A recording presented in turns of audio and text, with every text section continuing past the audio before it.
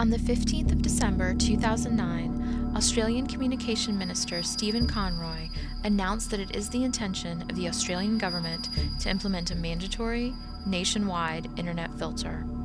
This measure, under the guise of improvement of safety of the internet for families, entails the implementation of a website blacklist created and maintained by the Australian Communications and Media Authority, or ACMA. Had it not been met with opposition from the Senate, the enactment of this legislation and deployment of the required technologies, budgeted at over $44 million, would already have been attained. All of this would have taken place without voter consent. The desired result of this measure is that websites carrying what government bodies deem refused classification content are rendered inaccessible to Australian citizens. Furthermore, contrary to government claims, no transparency is provided regarding which websites are detailed on this blacklist. To quote Stephen Conroy, the government is also introducing new transparency measures to ensure the public can have absolute confidence in the process for material being placed on the refused classification content list. ACMA actions in March 2009 have served to reinforce the complete lack of transparency surrounding these measures. After a whistleblower leaked the blacklist, leak deletion notices and threats of recurring $11,000 daily fines were issued by ACMA to websites publishing the content of the list. Disturbing patterns begin to emerge upon inspection of the blacklist. Listed addresses include YouTube videos, Wikipedia entries, websites providing information about euthanasia, ordinary gay and heterosexual pornographic websites, the websites of various religious institutions, a tour operator, a school canteen, and even the website of a Queensland dentist.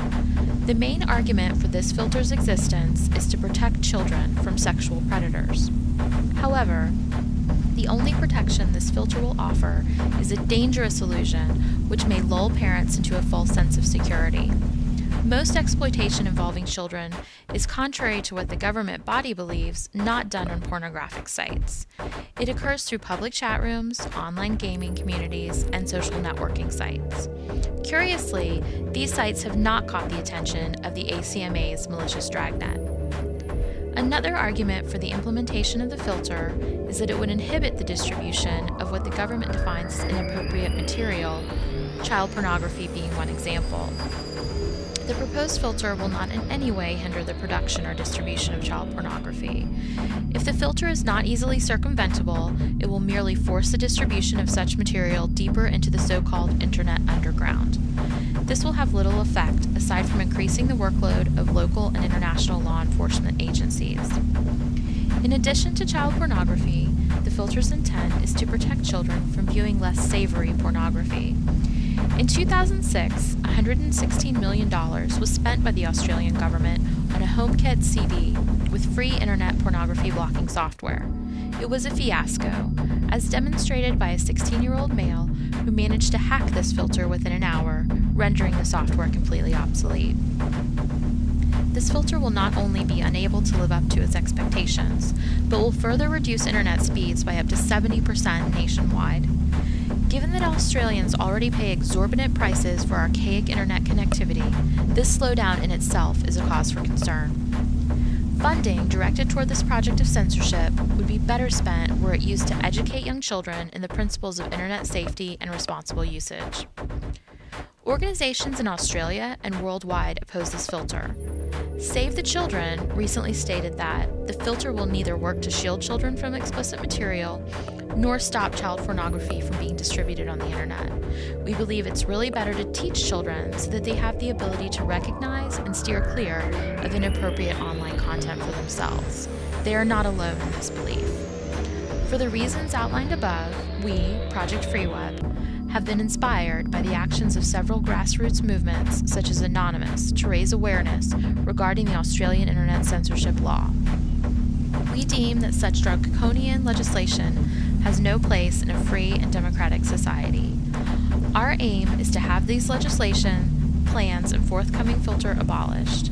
At present, the public is insufficiently aware of the nefarious consequences that such an internet filter will have upon their lives. If passed, this legislation will set a disturbing precedent at an international level. Other nations will more easily adopt similar measures.